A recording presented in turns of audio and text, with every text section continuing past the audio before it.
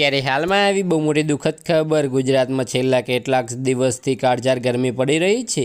ત્યારે હવામાન વિભાગે આગામી 10 એપ્રિલ સુધી ગરમીને લઈને હીટવેવની આગાહી કરી છે, જેમાં આવતીકાલે સોમવારે 7 એપ્રિલ 2025 કચ્છ જિલ્લામાં રેડ એલર્ટ જાહેર કર્યું છે।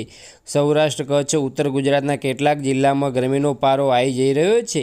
ત્યારે હવામાન વિભાગે આગામી 3 દિવસ સુધી 11 જિલ્લામાં ઉષ્ણલહેરની ચેતવણીને લઈને ઓરેન્જ અને યલો એલર્ટ જાહેર કર્યું છે।